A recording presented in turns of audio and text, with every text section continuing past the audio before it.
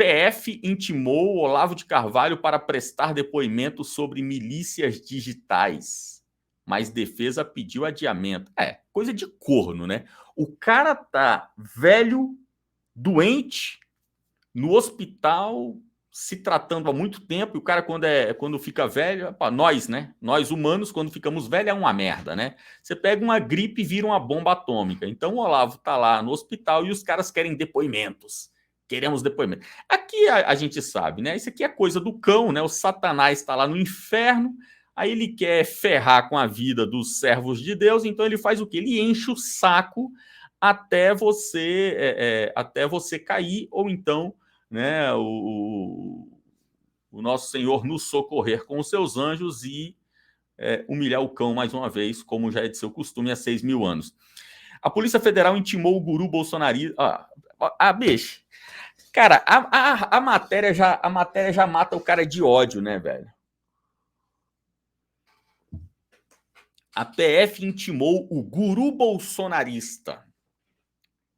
Puta merda. Olavo de Carvalho para prestar depoimento sobre a existência de uma organização criminosa digital com ataques às instituições democráticas, mas ele não compareceu. Porra, Olavo, caralho, Olavo não compareceu.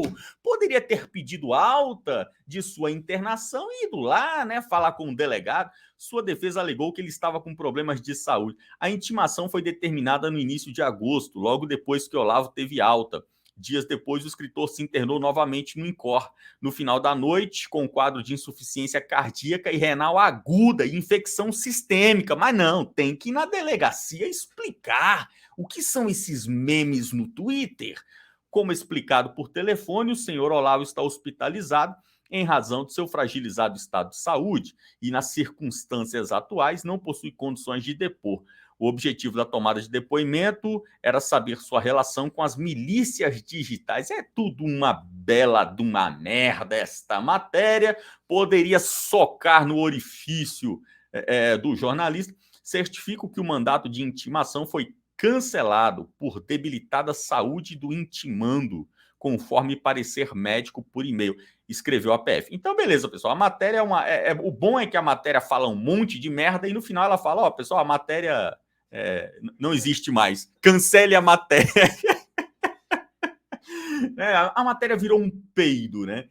Esquece a matéria, não há matéria, né? No final a gente descobre que, na verdade, não tem mais intimação. Esqueçam esta bosta.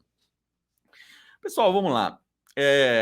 O professor Olavo, todo mundo conhece, não precisa falar sobre ele, sobre o seu trabalho, né? Então, vou querer falar aqui vou falar aqui algo que esteja aí um pouco além, né? Vamos tentar acrescentar alguma coisa. Nós vivemos hoje no Brasil e estamos vivendo um tempo em todo o Ocidente que é um tempo onde há um problema estranho acontecendo, né?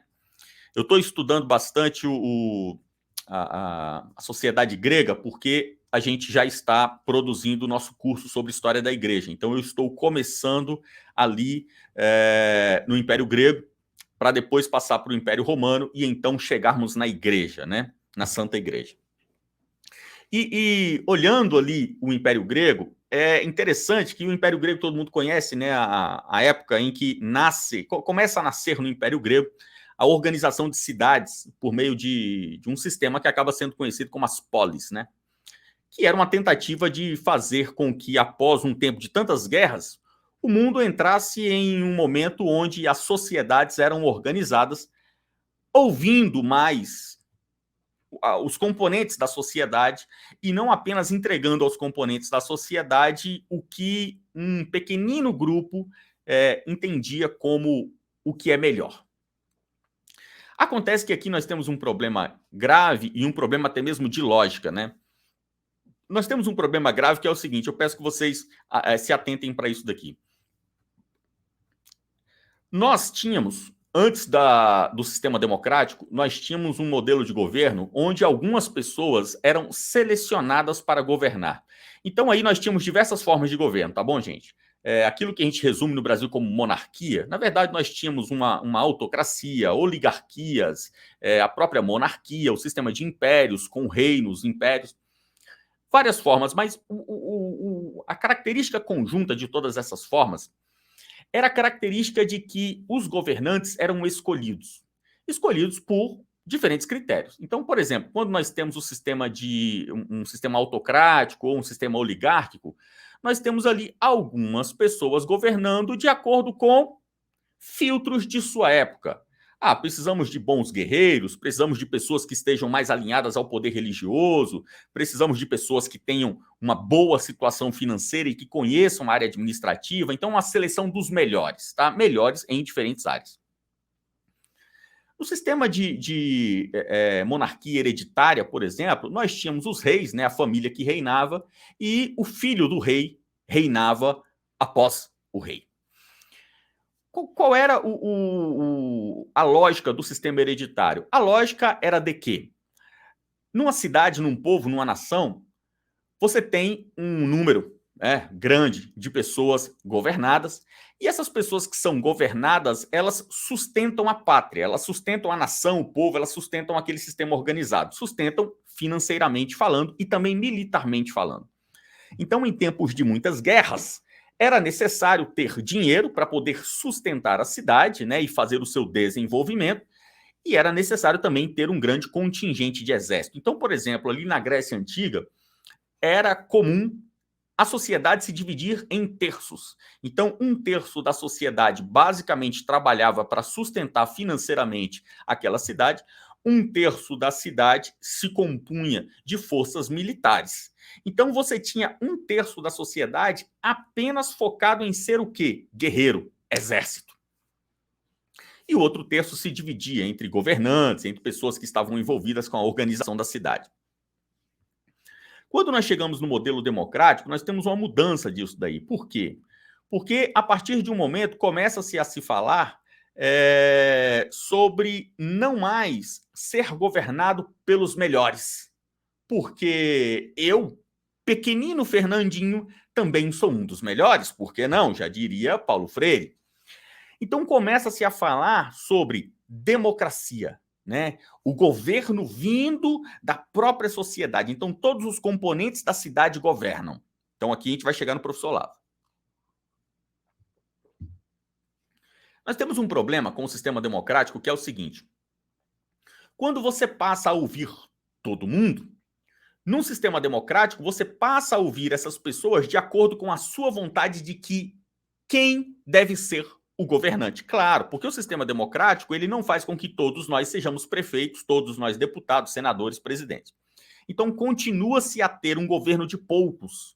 No Brasil, nem tão poucos, mas nós temos, por exemplo, 513 deputados federais, 81 senadores, um presidente da República e uma carrada de incompetente, vagabundo, desocupado, espalhado pelos estados aí, mamando dinheiro público nas câmaras mais baixas. O que acontece é que, quando você tem esse sistema democrático como nós temos hoje, cada voto conta. E cada pessoa se torna participante da organização e da seleção dos que irão governar. Qual é o problema disso? Onde está o problema disso? O problema é que, a partir do momento em que você passa a valorizar o aspecto quantitativo e você passa a ouvir toda a sociedade, você tem um sistema onde o vencedor é sempre aquele que tem a aceitação da maioria. Se os escolhidos são aqueles escolhidos pela maioria, o sistema democrático automaticamente elegerá sempre os piores. Por quê? Porque se lá na Grécia Antiga nós tínhamos um terço das pessoas como trabalhadores, basicamente do campo, produzindo riqueza para sustentar aquele povo, um terço treinando constantemente como guerreiros e soldados das forças militares e o outro um terço compondo aí a grande sociedade, crianças, velhos e também governadores, nós temos hoje 100% da sociedade participando da nomeação dos governantes. Aí nós temos um problema que é o seguinte: a grande maioria, a maioria que é natural da democracia, ela é composta pelos melhores? É claro que não. Então, o sistema democrático, naturalmente, ele sempre será composto por quem? Pelos piores. A grande maioria do povo brasileiro está envolvida na busca pelo conhecimento, na busca pela inteligência, na busca pela saúde corporal, na busca pela compreensão dos aspectos das descobertas científicas, na busca da alta cultura, na busca dos melhores exercícios intelectuais ou até mesmo corporais. Não. A grande parte da sociedade brasileira faz o quê? Se diverte, toma sua cervejinha, fala bobagem e vai tocando a sua vida. Então, essas pessoas que não são pessoas que amam o conhecimento, né? Pessoas que estão na busca da filosofia, a grande maioria da sociedade brasileira, sendo uma sociedade composta por pessoas burras, bobas e vazias, elegerão quem? Os seus semelhantes. Pessoas burras, vazias. Então, o sistema democrático, naturalmente, ele é autodestrutivo, porque ele sempre selecionará os semelhantes da maioria. E os semelhantes da maioria são quem? Quem são os melhores representantes do povo brasileiro hoje no parlamento? São, sim, Zambelli, Alexandre Frota, o Tiririca. Existe alguém que represente mais a grande maioria da sociedade brasileira do que o nosso deputado Tiririca? O Tiririca é um deputado perfeito. No sistema democrático, ele é perfeito. Não adianta você criticar, o Tiririca não me representa. Vá a merda. Não te representa o cacete. O Tiririca, ele é. Você, cidadão brasileiro, você que é o tipo do cidadão brasileiro, o Tiririca, ele é perfeito. O Tiririca é perfeito. Ele é alegre, é um cara feliz pra cima, meu banguela, né? É um cara que quer ganhar dinheiro, como ele mesmo disse, né? Quando ele ganhou a primeira vez, a campanha dele era assim, né? Ó, eu não tenho dinheiro não, né? Tô precisando de um dinheiro, vote em mim. Né? Você sabe o que o deputado faz? Ah, nem eu. Vote em mim que quando eu chegar lá eu te conto. Então, isso é o cidadão brasileiro. Então, o Tiririca, ele é perfeito, ele é maravilhoso. O Tiririca, ele é a consequência natural do sistema democrático. Onde que o Olavo entra nessa história? O Olavo é um cara que veio para o Brasil para aplicar, para lançar uma boia de salvação para um povo que basicamente é impossível fugir do sistema democrático. Não há como sairmos do modelo democrático mais. Por quê? Porque o modelo democrático é o melhor modelo para a vagabundagem. O modelo democrático é o melhor modelo para os corruptos, os cleptomaníacos, os vagabundos, os destruidores da moral, da família. Porque se você não tem um sistema democrático, você tem que ter naturalmente um sistema que tenha outros filtros que não o filtro chamado sufrágio universal. Você imagina o que aconteceria com o nosso Congresso com a queda do sistema democrático? Todos eles ficariam desocupados. Teriam que voltar aí aos seus velhos afazeres. YouTubers, garotas de programa, traficantes, lobistas, outros que seriam aí amantes profissionais. Então, nós teríamos essa galera precisando procurar emprego. Então, o sistema democrático, ele é a boia de salvação desse sistema. E o que o Olavo faz? O Olavo vem trazer uma boia de salvação. Que boia de salvação é essa? Partindo do princípio de que é impossível sairmos do sistema democrático, a única salvação do Brasil é o melhoramento da qualidade intelectual do eleitor. E aí que o professor Olavo entra. Porque o professor Olavo tem uma característica que é uma característica ímpar. O professor Olavo, ele consegue falar de alta cultura e, ao mesmo tempo, atingir o cobrador de ônibus. Então, o professor Olavo, ele consegue falar com a diarista, ele consegue falar com o porteiro e fazer com que o porteiro tenha ligue a chave, né? E fale, caramba, sabe que esse velho tá certo? Esse velho é meio doido, mas rapaz, eu concordo com ele. Então, o professor Olavo, ele consegue fazer com que o porteiro ouça o nome de um filósofo, de um artista de boa cultura, de um grande escritor, de um grande político, e fale, caramba, eu preciso saber mais sobre isso. Então, quando o professor Olavo vem e traz para o Brasil esse movimento de salvação da alta cultura dentro da baixa sociedade, ele acaba sendo bombardeado por esse sistema jornalístico, por esse sistema de imprensa, que é um sistema que também depende da baixa qualidade intelectual da sociedade brasileira. Você imagina o que aconteceria com as nossas redes de TV se o cidadão brasileiro começasse a gostar de literatura? A pessoa, quando liga a TV e vê A Fazenda, Big Brother Brasil, ela passa 1 hora do seu dia assistindo aquele programa, Big Brother Brasil. E quando você comenta com as pessoas, maneira com a rede social, maneira com a televisão, qual é o primeiro argumento? O primeiro argumento é, poxa, eu também tenho que ter um pouquinho de distração, né? Trabalho o dia inteiro, tenho uma vida pesada, sou um pagador de impostos. Eu também sou filho de Deus, preciso me divertir. Imagina se esse cara descobrisse que é possível se divertir lendo Schiller, lendo Dostoiévski, lendo Machado de Assis, lendo Euclides da Cunha, né? Se esse cara algum dia tivesse uma relação, por mais passageira que fosse, com Machado de Assis, por exemplo, lendo Alienista, ele descobriria que em 1 hora de leitura ele consegue ler 30, 40 páginas. E 30, 40 páginas de Machado de Assis são muito mais divertidas do que Big Brother.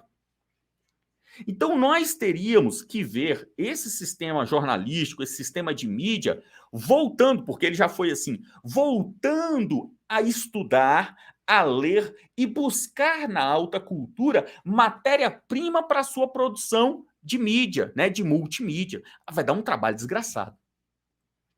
Então, pessoal, proteger o Olavo de Carvalho, não apenas com relação à sua pessoa, né, a este ente físico, material que é o professor Olavo de Carvalho, mas o que é ainda mais importante, o professor Olavo de Carvalho, como um bom cristão, ele indo a óbito, ele só tem a ganhar, né? Ele vai para o céu e a gente vai ficar aqui nessa merda.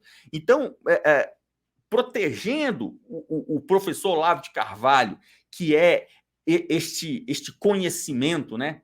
Esta bênção que Deus deu para o povo brasileiro, protegendo todo esse legado, todo esse pacote de conhecimento que o professor Olavo nos traz, nós estamos protegendo a única saída que nós temos, que é aumentar a qualidade intelectual do nosso povo, né? Que Deus abençoe o professor Olavo de Carvalho, que cada vez mais pessoas leiam, falem sobre o professor Olavo de Carvalho, né? Falem nas redes sociais, falem no YouTube, seja onde for, e principalmente escrevam sobre o professor Olavo de Carvalho, leiam a sua obra, aprendam, né, o que ele ensina e estejam aí multiplicando aquilo que o professor Olavo já falou.